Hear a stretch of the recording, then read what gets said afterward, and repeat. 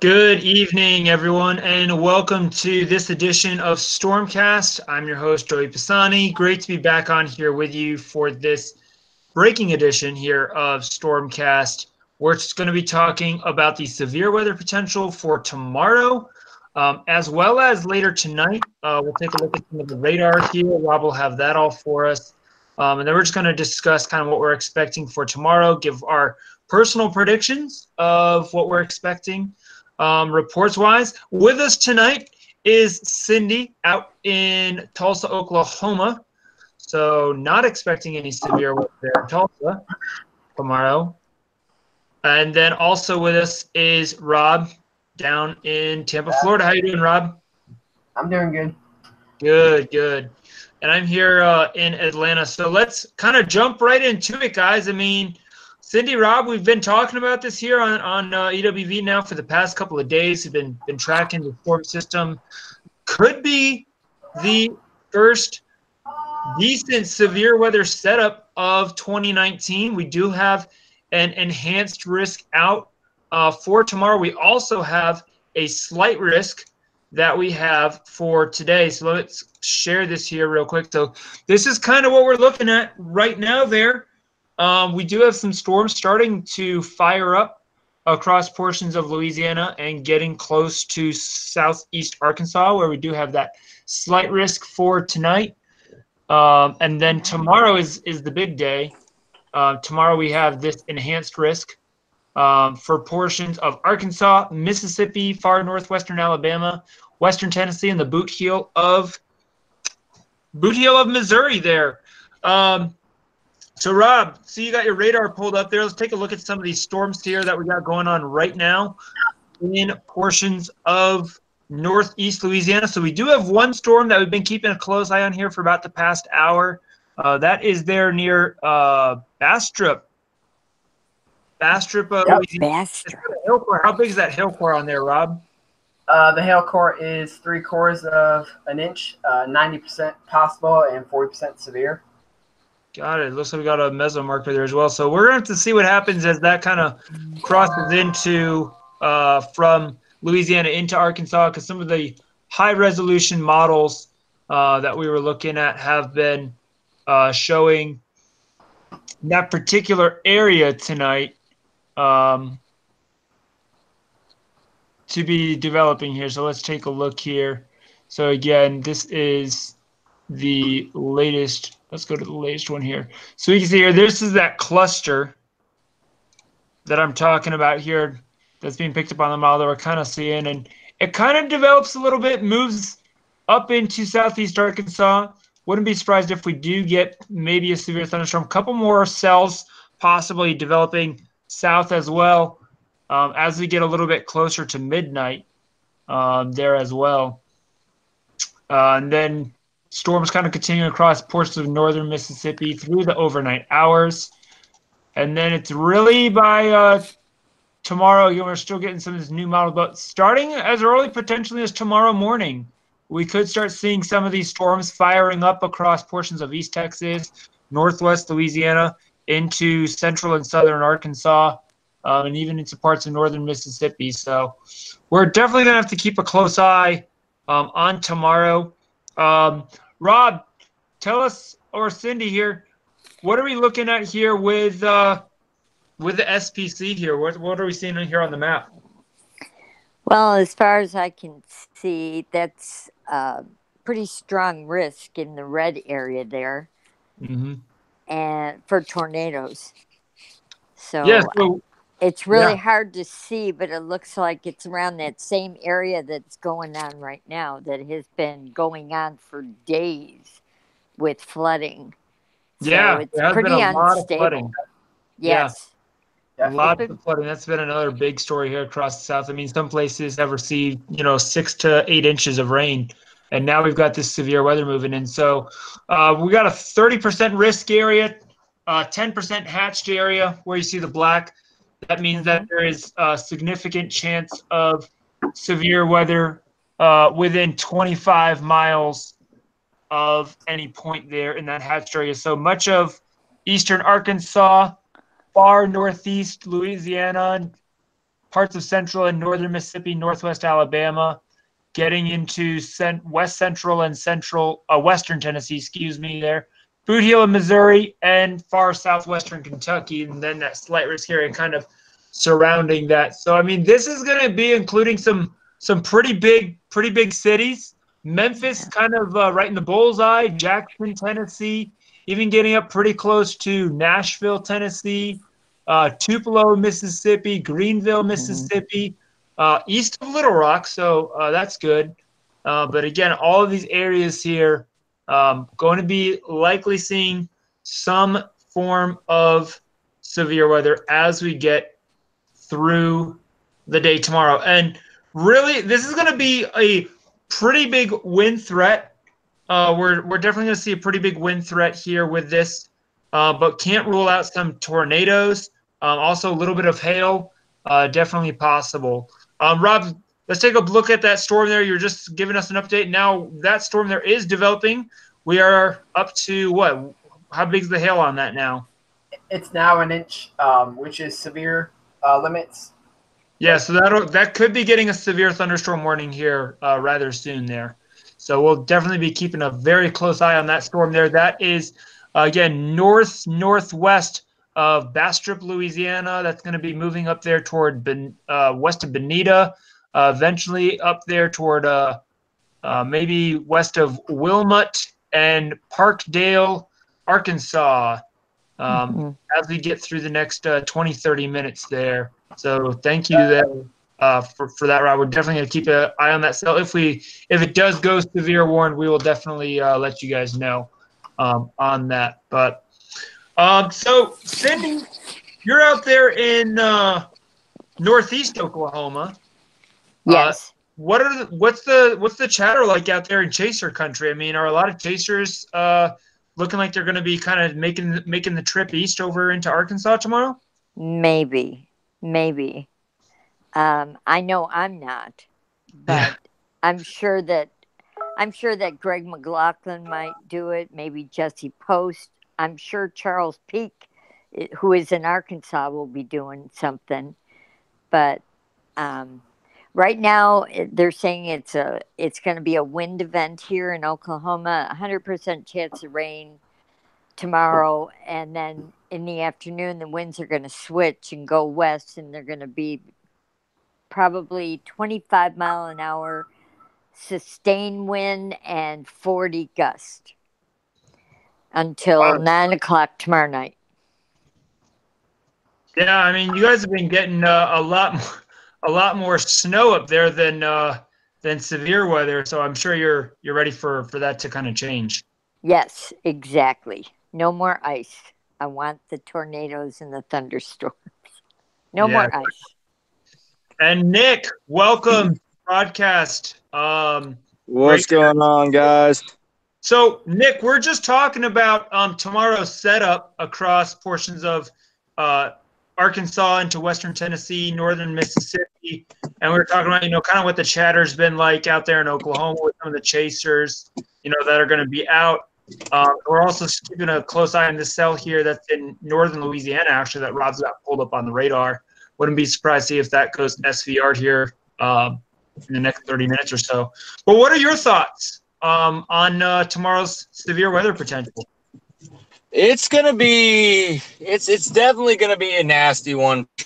I mean, you know what they call Arkansas and Mississippi and Tennessee. You know what they call that part of Dixie Alley. They call that the jungle. Yeah. So,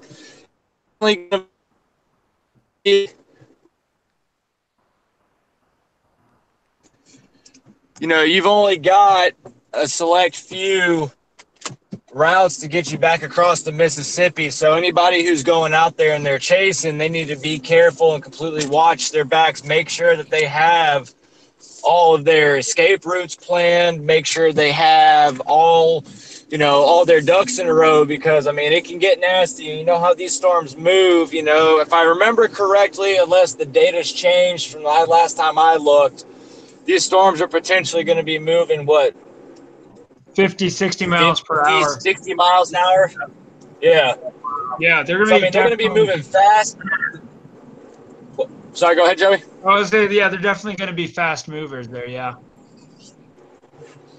Exactly, especially in that area too. Like I said, I mean, visibility is very Hilly. limited in that area. Yes. Um, I mean, you got trees everywhere. I mean, everybody who chases or has chased in that area, or even driven through that area, just on the road before, knows that. I mean, you think like where I'm at here in Georgia, same as you, Joey. We got trees everywhere. But I mean, when I say trees are everywhere there, I mean trees are on every portion of every single square inch of that terrain. Yeah, And absolutely. so, I mean, it's going to be, like I said, if those storms are moving 50, 60 miles an hour, I mean, anytime any of those storms that come through Dixie Alley, they're going to be HP supercells. So a lot of rain. These tornadoes, if it does drop one and put one on the ground, these tornadoes are going to be definitely more than likely rain wrapped. And, the RFD is going to be another big issue for these storms too, especially for chasers who get caught in it because, like I said, you have very limited road network there. You have very limited access to anything and everything. And if you've got to get back across the Mississippi, there's only about in those target areas that everybody's going to, you've only got 4 or 5 maybe options to get back across the Mississippi. Yeah, I mean, that's going to be something that people are going to have to pay attention to. I'm not sure if you can see this here, but this is the 700 millibar height wind flow, which is a proxy of what we can use for storm motion. So, yeah, I mean, we're looking at anywhere from, especially the further west into Arkansas, you get, even upwards of 65 knots, 50 to 65 knots, depending on exactly where you're at for these storm motions. And they're really going to be moving from the south-southwest to the north-northeast here as well. So it's not going to be, your east to west storm motion as well. So that's definitely going to be something. And you were bringing up, road networks. We come out here, take a look at some of the road terrain out here, especially into parts of northwestern Mississippi, southeastern Arkansas. Like we were saying here along the Mississippi River, bridge crossings, few and far between. So you really have to, you got one there in Memphis, and then your next bridge crossing really isn't down here till you get near, Rich, Mississippi. So that's a lot of territory between bridge crossings here along the Mississippi. So definitely something folks are gonna have to be very mindful of if anyone's out there, chasing this tomorrow, because you don't have a whole lot of places where you can, cross the Mississippi River. I mean, there could be 60 miles between a bridge crossing. Exactly, So, and that's another issue. Like I said, yeah, those big gaps and those bridge crossings are going to play a huge factor on where people are going to kind of hang around for their target areas too, because they got to make sure that they're going to have their escape routes planned too. But I mean, these storms moving 50, 60 miles an hour, before you know it, I mean, you could get caught up, in the RFD without even trying to. You can get caught up, with anything, whether it be large hail or a tornado as well, and not even see it coming, because especially with how mountainous and hilly that terrain can be too. mm-hmm.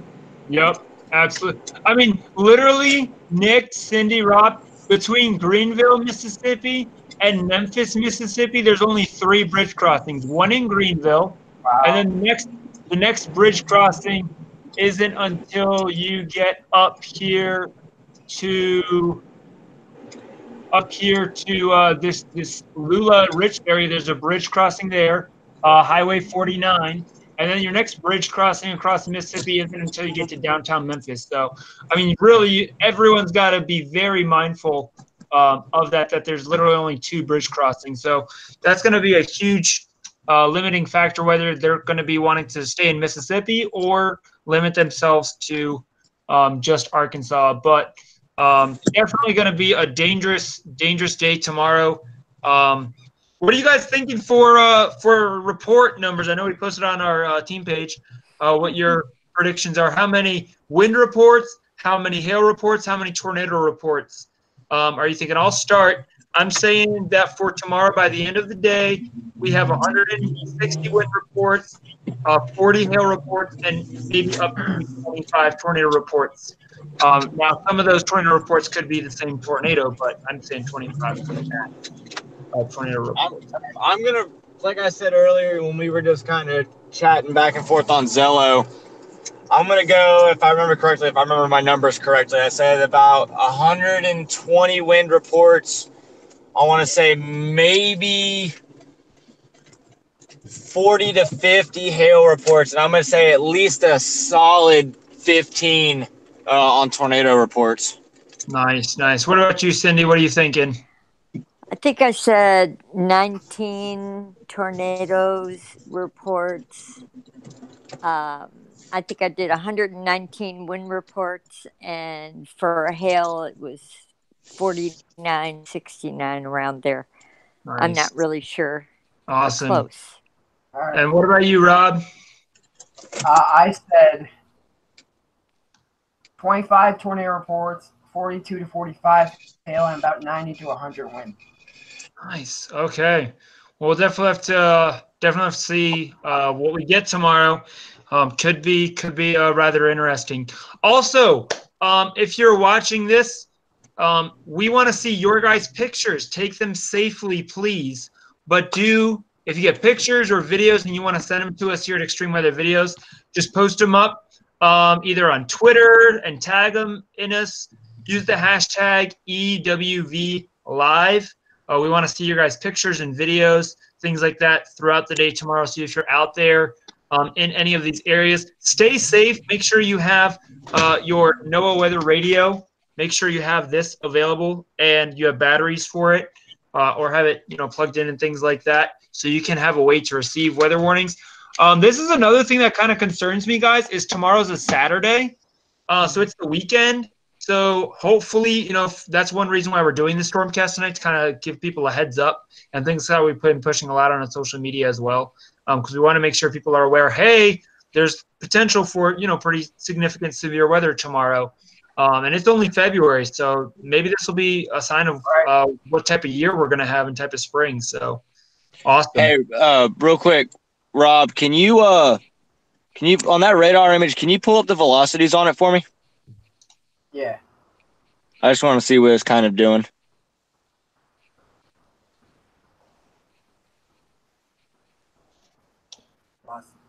There you go.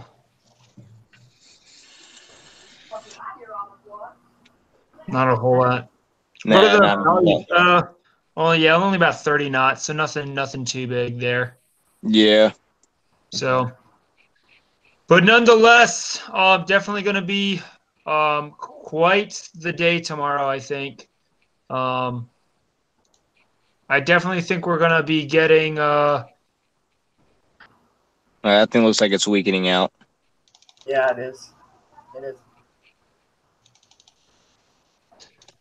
I mean, I've been looking at some of the soundings and stuff like that too, and seeing some decent stuff.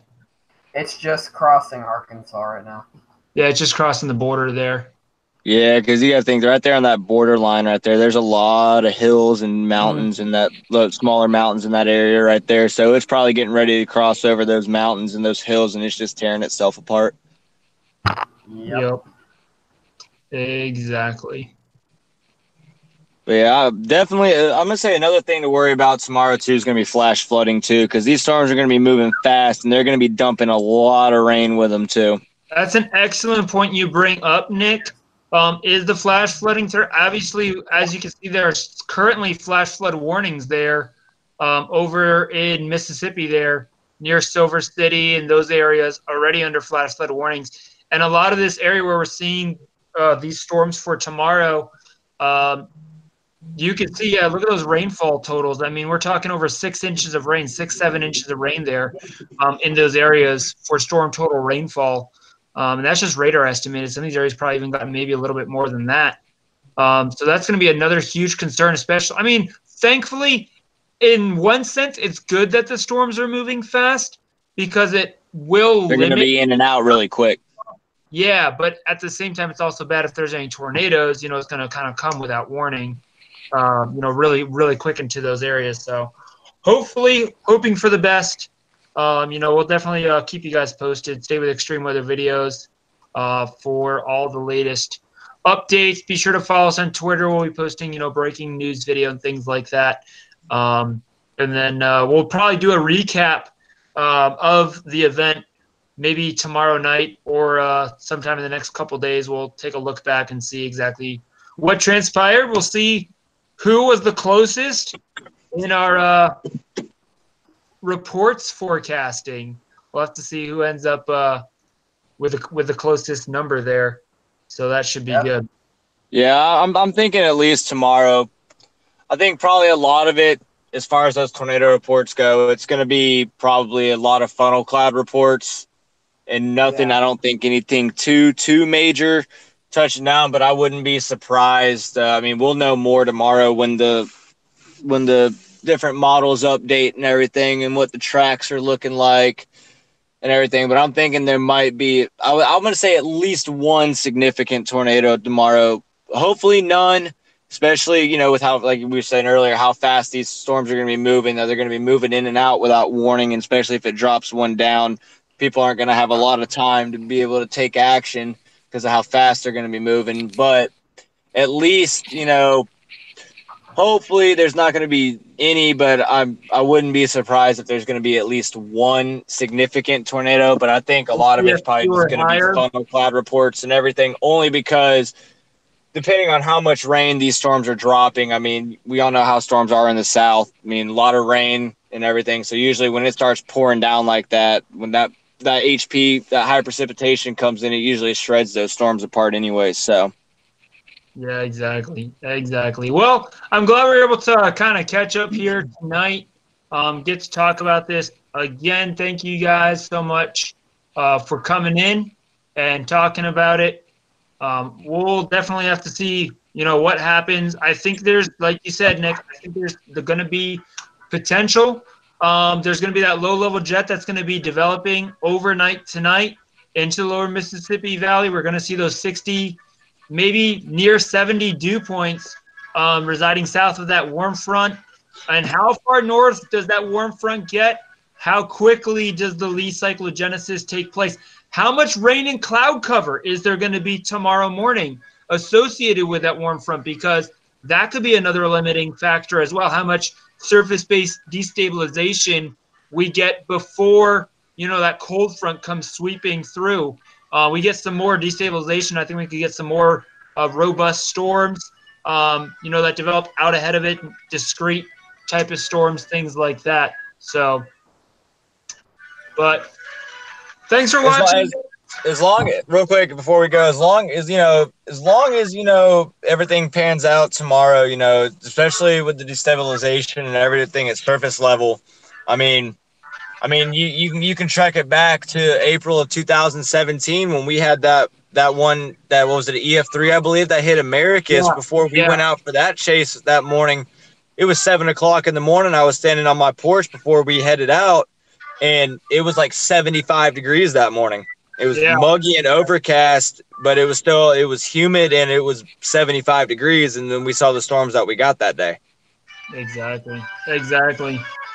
Well, we will see what happens tomorrow. Cindy, Nick, Rob, thank you guys. For all of us here at EWV, I want to thank you guys, our viewers. Make sure you subscribe to us here on YouTube channel. Hit that subscribe button. Leave a comment below. We will catch up with you guys here after the event. Make sure to follow us on Twitter for live coverage throughout the storm. Thanks for watching, and have a great evening.